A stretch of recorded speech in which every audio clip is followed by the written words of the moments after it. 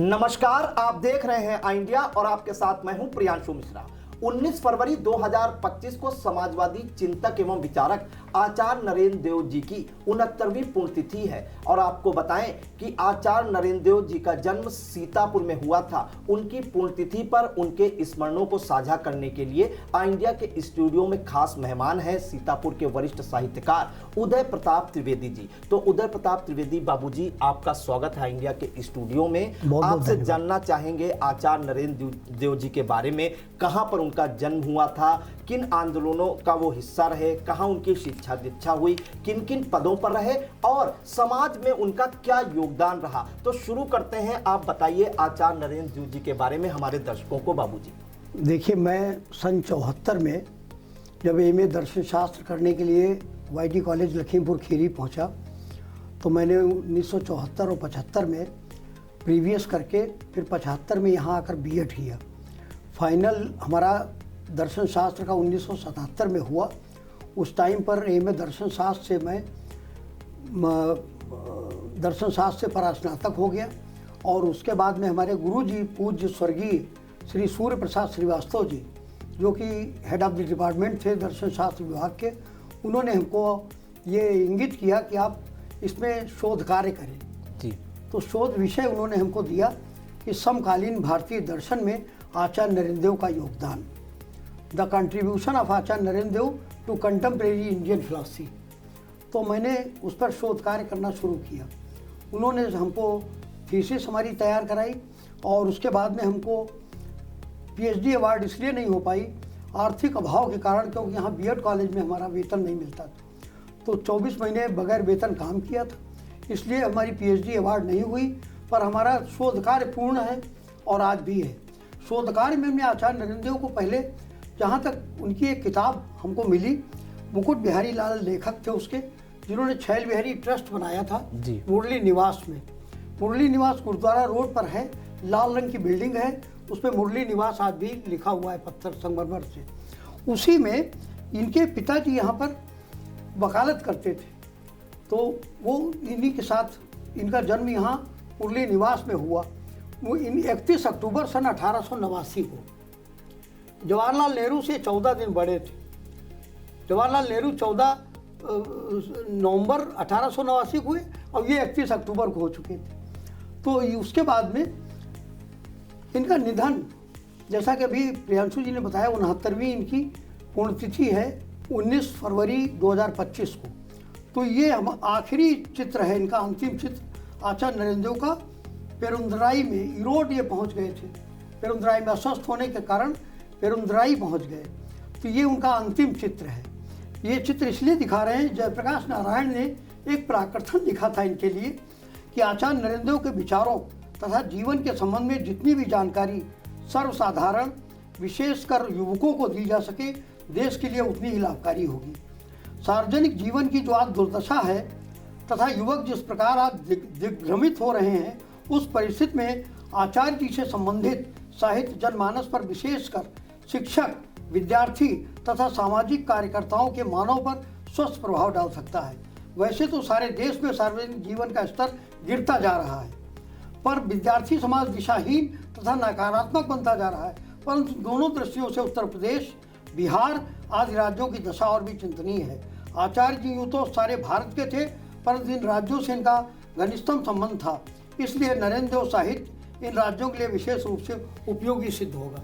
जैसा कि भी प्रियांशु जी ने हमको एक और भी इंगित किया, प्रियांशु मिश्रा जी ने, कि पाठ्यक्रम में भी आचार्य नरेंद्र देव को सम्मिलित किया जाए।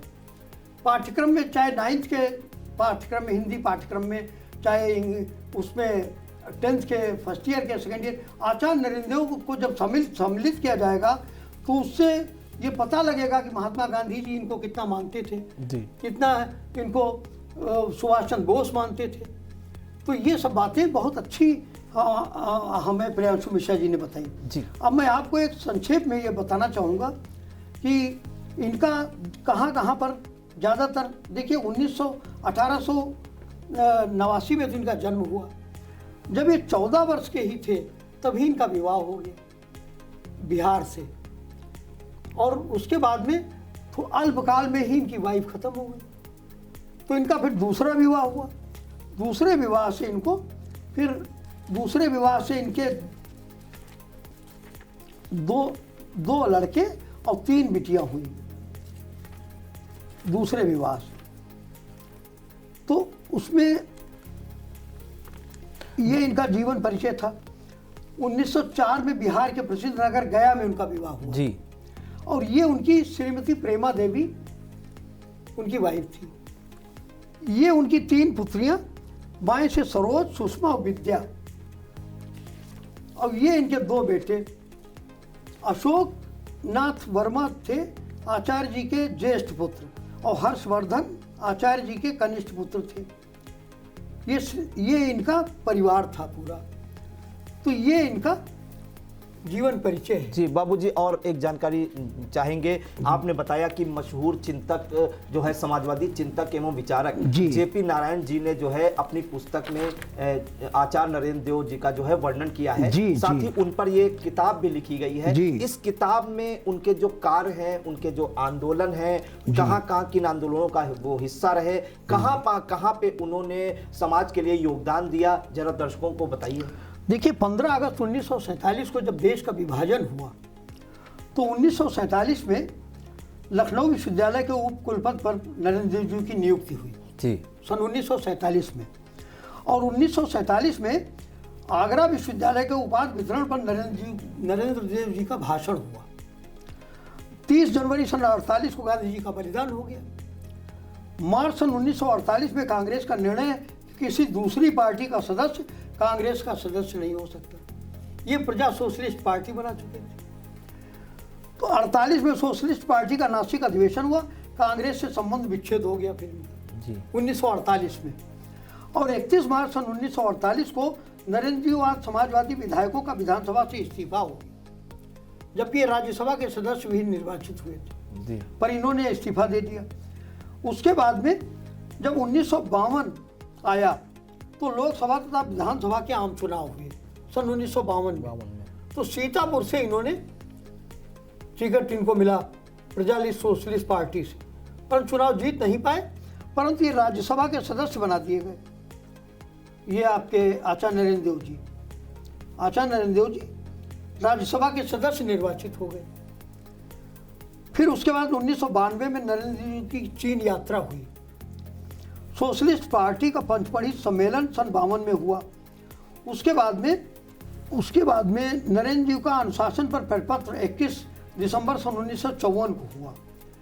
कांग्रेस अशोक मेहता नरेंद्र जी का बम्बई के विवाद पर परिपत्र भी 31 फरवरी 1955 को। मधुलिमेय का प्रजा सोशलिस्ट पार्टी से निलंबन हुआ 26 मार्च 1955। उत्तर प्रदेश प्रजालिस्ट सोशलिस्ट पार्टी की कार्यसमिति द्वारा राष्ट्रीय कार्यसमिति के निर्णयों का विरोध हुआ अप्रैल मई सन 1955 में। उससे बड़ा खिन्न हुए, दुखी भी हुए। ये 6 जून 1955 उत्तर प्रदेश में प्रजा सोशलिस्ट पार्टी की तदर्थ समिति का गठन हुआ और ये 26 जून 1955 को गाजीपुर में नरेंद्र देव की अध्यक्षता में कार्यकर्ता सम्मेलन हुआ। 15 से 22 जुलाई जयपुर सिविल डॉक्टर लोहिया के विरुद्ध अनुशासन। अंतिम सप्ताह दिसंबर 1955 प्रजालिस्ट सोशलिस्ट पार्टी का गया अधिवेशन। और उसके बाद 3 जनवरी 1956 को इनका स्वास्थ्य खराब हो गया जी। तब ये 11-12 फरवरी को कोयटम्बूर में प्रजा सोशलिस्ट पार्टी की राष्ट्रीय कार्यसमिति की बैठक भी ज्वाइन की इन्होंने, अस्वस्थ होते हुए के कारण भी। 13 फरवरी 1956 को पेरुंदराई में राष्ट्रीय कार्यसमिति की बैठक। नरेंद्र देव जी ने 3 महीने की छुट्टी ले ली, डॉक्टर ने इनको दे दी पूर्ण रेस्ट करने के लिए। और 19 फरवरी 1956 को नरेंद्र जी का ईरोड में निधन हो गया। 20 फरवरी 1956 को लखनऊ में नरेंद्र देव जी का अंतिम संस्कार हुआ जी। वही 19 फरवरी को हम लोग प्रतिवर्ष 19 फरवरी को जी, तब यहाँ के लोग उन पर माल्यार्पण करेंगे। और मैं विशेषकर धन्यवाद देना चाहूँगा अपने प्रशासन को। इस वक्त जो प्रशासन ने उनके जो वहाँ स्टेचू बना हुआ था लक्ष्मी मार्केट पर, उसकी रंगाई पुताई और उसकी जीर्णोद्धार भी करा दिया। इसके लिए वैभव त्रिपाठी जी हो, हमारे डीएम साहब अभिषेक आनंद जी और भी जो जितने भी सब हमारे पदाधिकारी हैं जनपद के, वो प्रशासनिक बधाई के पात्र हैं। और जो आचार्य नगर पालिका में एक मूर्ति बनी हुई है आचार्य नरेंद्र देव जी की, उसकी तो समय समय पे हिफाजत कर ही रहे हैं हमारे जी। ईओ साहब। एक बाबूजी अहम सवाल ये पूछना चाहेंगे कि आचार्य नरेंद्र देव जो हैं उन्होंने समाज में क्या योगदान दिया, समाज के लिए उन्होंने कौन कौन से कार्य किए? समाज के लिए उन्होंने ये काम किया कि सबसे बड़ी बात तो ये कि समाजवाद के वो जनक थे। जयप्रकाश नारायण जी के विचारों को अपने अंदर आत्मसात करते हुए समाजवाद की उन्होंने सही प्रक्रिया यहाँ पर वर्णन की जी। कि जो सामूहिक रूप से अनेकता में एकता पर उन्होंने बल दिया, राष्ट्रीय देशभक्ति उन्होंने पैदा की, समाजवादी चिंतक होने के नाते।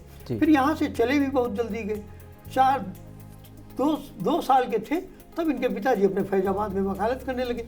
रहने वाले लोग फैजाबाद के ही थे, फिर फैजाबाद में वकालत करने और कोई ऐसे कार्य जो संस्मरण जो आप साझा करना चाहेंगे, क्योंकि आपके पास उनकी किताब भी है जो उनके ऊपर पूरी किताब लिखी गई है, इस किताब के जरिए और कोई संस्मरण आप साझा करना चाहेंगे? देखिए, जब 12 मार्च सन 1930 को नमक सत्याग्रह के निमित्त गांधी जी की दांडी यात्रा थी जी, तब 6 अप्रैल 1930 को नमक सत्याग्रह प्रारंभ हो गया। मई सन 1930 में नरेंद्र देव युक्त प्रांतीय कांग्रेस कमेटी के स्थापना मंत्री नियुक्त हुए। संयुक्त प्रांत में नमक सत्याग्रह तथा सविनय अवज्ञा आंदोलन का नेतृत्व किया आचार्य नरेंद्र देव जी ने। जून सन 1930 में बस्ती में श्री नरेंद्र देव, पुरुषोत्तम दास टंडन और शिव प्रसाद गुप्त की गिरफ्तारी तथा 3 मास की सजा हुई। नवंबर दिसंबर में लंदन में गोलमेज कॉन्फ्रेंस हुई। 5 मार्च सन 1931 को गांधी इरविन समझौता, नमक सत्याग्रह स्थगित हो गया। उसके बाद में 28 दिसंबर सन 1931 को खान अब्दुल गफ्फार खां की गिरफ्तारी हुई जी। 4 जनवरी 1932 को सविनय अवज्ञा आंदोलन फिर प्रारंभ हुआ। मार्च सन 1932 में पंडित मदन मोहन मालवीय द्वारा स्वदेशी संघ की स्थापना की गई और प्रधानमंत्री मैकडोनाल्ड तथा सांप्रदायिक निर्णय, उसी में आपके नरेंद्र जी की गिरफ्तारी और 1 वर्ष की सजा 1932 में हुई। गांधी जी का उपवास तथा हरिजन दौरा हुआ। इसके तहत सन 1934 में जी नरेंद्र देव जी 45 साल के थे। नरेंद्र देव की अध्यक्षता में पटना में सोशलिस्ट कन्वेंशन, कांग्रेस के अंदर समाजवादी पार्टी बनाने का निर्णय हुआ और संपूर्णानंद जी की अध्यक्षता में बम्बई में कांग्रेस सोशलिस्ट पार्टी का स्थापना सम्मेलन हुआ। उसके बाद भी एक चीज़ और जानना चाहते हैं कि हिंदी साहित्य सम्मेलन के सामाजिक परिषद विभाग की सभा में नरेंद्र देव जी का अध्यक्षीय भाषण हुआ। चलिए बाबूजी, हम आपने उनकी स्मृतियां साझा की है, उनके कार्य बताए, आंदोलन किस तरह से वो राजनीति में भी सक्रिय रहे और समाज के लिए उन्होंने क्या योगदान दिया, ये आपने बताया। एक जरूरी सवाल ये पूछना चाहेंगे कि सीतापुर शहर में आचार्य नरेंद्र देव का जन्म हुआ, उनकी ये जन्मस्थली रही, क्या जैसा सम्मान उनको मिलना चाहिए, सीतापुर में उनकी पहचान होना चाहिए, जो युवा हैं उनको जानना चाहिए आचार्य नरेंद्र देव कौन थे, उन्होंने क्या कार्य किए, क्या ऐसा कुछ हो रहा है सीतापुर में उनके लिए कि उनकी पहचान विलुप्त होती जा रही है? कहना न चाहिए जी। राजनीतिक दल आजकल सब अपने अपने महापुरुष समेटे हुए हैं जी, जबकि महापुरुष किसी राजनीतिक दल के नहीं है, वो सर्व समाज के हैं और सारे समाज को उनको देना चाहिए सम्मान। पर आजकल राजनीतिक दल क्या करते हैं, समाजवादी चिंतक जितने हैं, समाजवादी पार्टी वाले, वो आचार्य नरेंद्र देव को अपना बताने लगे। जैसे डॉक्टर भीमराव अंबेडकर को आपके सब दलित समाज बताने लगा है, ऐसे ही सब बट गए हैं। तो जो उन्हें मिलना चाहिए था वो इसलिए नहीं मिल पाता है कि जब सब बटे हुए हैं, जब उनकी गवर्नमेंट आएगी तो उनके लिए करना शुरू कर देगी। जैसे पंडित दीनदयाल उपाध्याय जी को पहले कोई नहीं जानता था, जब बीजेपी की सरकार आई तो आप क्या आचार्य तो दीनदयाल उपाध्याय, जबकि दीनदयाल उपाध्याय जी का कितना बड़ा योगदान, कितने बड़े बलिदानी वो हैं। सोचे आप, रेल की पटरी पर कटे हुए पाए गए हैं और देश की स्वतंत्रता के लिए उन्होंने क्या क्या काम नहीं किए। तो हमारा कहने का एक मतलब जरूर होगा कि किसी भी महापुरुष को, मैंने अपना विद्यालय जब शुरू किया था 1984 में आदर्श बाल विद्यालय, तो मैं हर महापुरुष की जयंती और पुण्यतिथि मनाता था। जब अध्यापक बनाएगा विद्यालय में तब बच्चे जान पाएंगे। बच्चे कांच कच्चे घड़े के समान हैं, उनको जो हम सिखाएंगे वो सीखेंगे। अब राजनीति में 18 वर्ष का वोट तो मांगने के लिए सब समझौता कर देते हैं। अलग अलग दल बना देते हैं, कोई दल, कोई दल, ये सब दल बने हुए हैं विद्यालयों में। पर इस प्रकार का कोई ये साझा नहीं करना चाहिए। हमारे महापुरुष सब सम्मानित हैं, चाहे वो डॉक्टर भीमराव अंबेडकर हो, चाहे डॉक्टर राजेंद्र प्रसाद हो, चाहे जब कभी अब बात चलती है तो ये कहते हैं कि डॉक्टर भीमराव अंबेडकर अध्यक्ष थे, जबकि संविधान सभा के अध्यक्ष थे डॉक्टर राजेंद्र प्रसाद और संविधान के निर्माता थे डॉक्टर भीमराव अंबेडकर। तो एक्चुअली में सही जानकारी जब नहीं देते हैं और बताते हैं इतिहास गड़बड़ है, इतिहास को चेंज करने में तुले हुए हैं, जबकि महाराणा प्रताप को पाठ्यक्रम से निकाल दिया गया। क्यों निकाल दिया आपने? अब क्षत्रिय समाज इस पर विरोध भी नहीं करता। तो एक्चुअली में होता क्या है, ये राजनीतिक दल जितने भी हैं ये अपने स्वार्थ पूर्ति के लिए हैं। एक बोरे में चट्टे बट्टे हैं सब। आज एक बोरे पलट दीजिए तो वही समाजवादी, वही बदल जाएंगे तो इधर दलित में आ जाएंगे, वही कांग्रेस में चले जाएंगे, वही सब में, और अपने स्वार्थ की पूर्ति के लिए जीवित। परंतु इस वक्त सरकार जो है हमारी अच्छा कार्य कर रही, तो हमको सरकार के साथ ही रहना पड़ता है। हम सरकार के अच्छे कार्यों को हमेशा कहते हैं। इस वक्त हमारे योगी आदित्यनाथ जी और मोदी भारत सरकार के प्रधानमंत्री जी, दोनों लोग अपने देश के लिए समर्पित हैं। नहीं, जो पहचान आचार्य नरेंद्र देव जी को सीतापुर में मिलनी चाहिए, जैसी क्या वैसी पहचान मिल पा रही है? वैसी पहचान बेटा कुछ लोग जरूर बनाए हैं, पर पहचान मिली नहीं। एक पार्क उनके नाम से अब सुनने में आया है कि उधर काशीराम कॉलोनी के आगे बना हुआ है, पर आचार्य नरेंद्र देव के इतने पार्क यहाँ पर थे शहर में ये नहीं बने। एक विवेकानंदपुरी है, उसमें एक पार्क अभी, अब पार्कों का जीर्णोद्धार हमारे ईओ साहब करवा रहे हैं। ये अभी राजा टोडरमल की जयंती में उन्होंने स्वीकारा था कि सारे पार्कों का जीर्णोद्धार होगा। मैं उनसे निवेदन भी करूंगा कि विवेकानंद जी का भी एक स्टेचू वहाँ पार्क में लगाएं, जो विवेकानंदपुरी है, समझिए। और हमने अपने स्थान को महामना मदन मोहन मालवीय नगर घोषित कर दिया था, अपने आप लिखने लगे थे, तो पता में वो आने लगा था। पर उधर वाला जो हमारी तरफ वाला सिविल लाइन का चाहे वो अपने चाहे जिसको करें। और जो रोड हैं इनमें स्वतंत्रता संग्राम सेनानी हमारे जितने भी अब काल कबलित हो गए हैं, उनके नाम से रोड अवश्य बनाई जाए। कम से कम यही पहचान एक रहेगी, लोग इसी को याद करेंगे। हम लोग अपने माता पिता के लिए समर्पित रहें। तो ये हम अपने डीएम साहब से, अपने कप्तान साहब से, अपने एडीएम साहब से, अपने सिटी मजिस्ट्रेट साहब से, सबसे मैं निवेदन करूंगा कि इन बातों को बहुत ध्यान में रखें। हम 74 वर्ष के जरूर हो गए हैं, पर हमारा मन अब भी उछाल मारता है कि 74 के जब उल्टे कर दिए 47 हो जाता है। 47 में ही अपने देश का विभाजन हुआ था, तो 47 में ही 48 में हमारे बापूजी खत्म हुए। हम भी वही भूमिका निभाना चाहते हैं। हमको कुछ नहीं चाहिए, ना हमें शोहरत चाहिए। 40 साल हमने मदन गोपाल महन जी हमारे पूज्य गुरु जी थे, उनके साथ पत्रकारिता भी की मैंने, पर वो पीरियड और था। अब पत्रकार नहीं है, अब मान्यता प्राप्त पत्रकार डायरी लेके बस घूमते हैं अपना रोब जमाने के लिए अधिकारियों पे। अधिकारियों को समझौता नहीं, अधिकारियों को सहयोग नहीं करते, जबकि अधिकारियों को सहयोग करें। नगर पालिका को सब कोसेगा, गंदगी है गंदगी। तुम सड़क पर केले का छिलका क्यों डाल देते हो? हैं, तुम सड़क पर कूड़ा क्यों फेंक देते हो? सफाई कर्मचारी हमारे इतनी तन्मयता के साथ जुटते हैं, सवेरे 5:30 बजे सब सफाई कर्मचारी, सब सुपरवाइजर, सब सभासद। अब किस 2 अक्टूबर को सम्मान हो तो कोई 1 वार्ड 2 वार्ड में ना हो।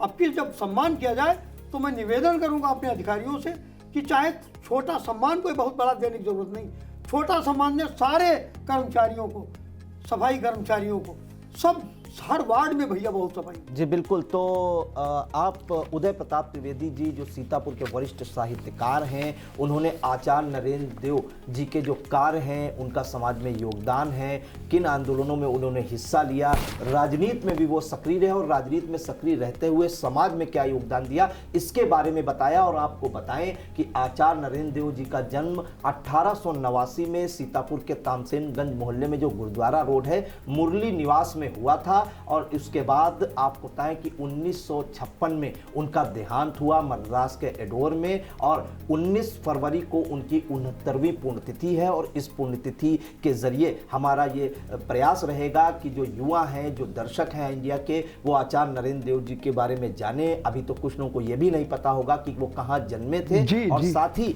एक वार्ता में एक अहम बात ये बताई कि जैसा सम्मान मिलना चाहिए सीतापुर में इतने बड़े समाजवादी चिंतक और विचारक का, जिन्होंने समाज के लिए और पूरे देश के लिए अहम योगदान दिया, जेल भी गए, स्वतंत्रता जो संग्राम सेनानी है उनके साथ आंदोलनों का हिस्सा भी रहे, पंडित जवाहरलाल नेहरू के साथ उन्होंने काम किया, महात्मा गांधी के आंदोलनों का वो हिस्सा रहे, और उनकी पहचान सीतापुर में विलुप्त होती जा रही है। और एक अपील की है जो वरिष्ठ साहित्यकार हैं उदय प्रताप त्रिवेदी जी ने, कि इसको जो है छात्र छात्राएं जो पुस्तकें पढ़ते हैं वो पाठ्यक्रम में भी शामिल होना चाहिए, और इनकी जो महापुरुष हैं, चाहे कोई भी महापुरुष हो, उनकी जो जन्मतिथि है और पुण्यतिथि है उसके बारे में भी आयोजन होने चाहिए विद्यालयों में, शिक्षक शिक्षिकाओं को बताना चाहिए। पे ही करें, पढ़ाई न बाधित करें। जी, पढ़ाई ना बाधित करें और पाठ्यक्रमों में उसको हिस्सा दें। और सबसे अहम बात यह है कि जो मशहूर समाजवादी चिंतक एवं विचारक हैं जयप्रकाश नारायण, उनकी किताब में भी आचार्य नरेंद्र देव जी का वर्णन है। पूरी किताब ये आचार्य नरेंद्र देव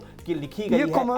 ये एक कमोरेशन वॉल्यूम के नाम से, तो ये पूरी एक किताब लिखी गई है आचार्य नरेंद्र देव जी के जीवन के बारे में, कैसे उनकी शिक्षा दीक्षा हुई, कहाँ वो जन्मे, किन किन आंदोलनों का हिस्सा रहे, कैसे वो कांग्रेस में रहे, उन्होंने कांग्रेस में काम किया, कैसे उन्होंने अलग पार्टी बनाई और समाज में अपना योगदान दिया। तो इंडिया की अपील है सभी दर्शकों से कि इस खबर को ज्यादा से ज्यादा लोगों तक शेयर करें, ताकि जो सीतापुर की विभूति है आचार्य नरेंद्र देव, इनकी पुण्यतिथि के और इनके जन्मस्थान और इनके कार्यों के बारे में सभी लोग जान सके। और खासकर युवाओं से ये अपील है कि वो जरूर जाने कि आचार्य नरेंद्र देव कौन थे और उन्होंने समाज में क्या योगदान दिया। फिलहाल हमें दीजिए इजाजत, और आई इंडिया के बहुत बहुत धन्यवाद प्रियांशु मिश्रा जी को, और विशेषकर धन्यवाद आई इंडिया के हमारे संस्थापक आपके पंकज सिंह गौड़ जी को, जिन्होंने अपना अमूल्य समय निकाल के प्रियांशु मिश्र जी को भेजा है।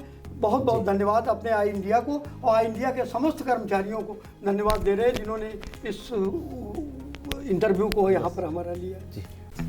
आपका बहुत बहुत आभार। महज 28 दिनों में 1,20,00,000 दर्शकों की संख्या हुई पार।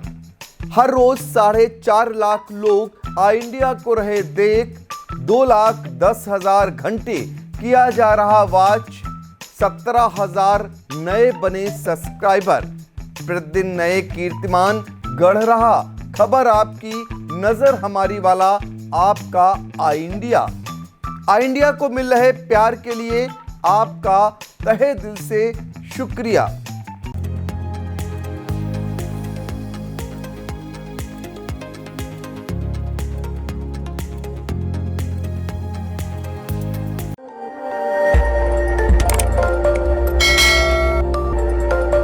खबर आपकी, नजर हमारी। देखते रहिए आई इंडिया।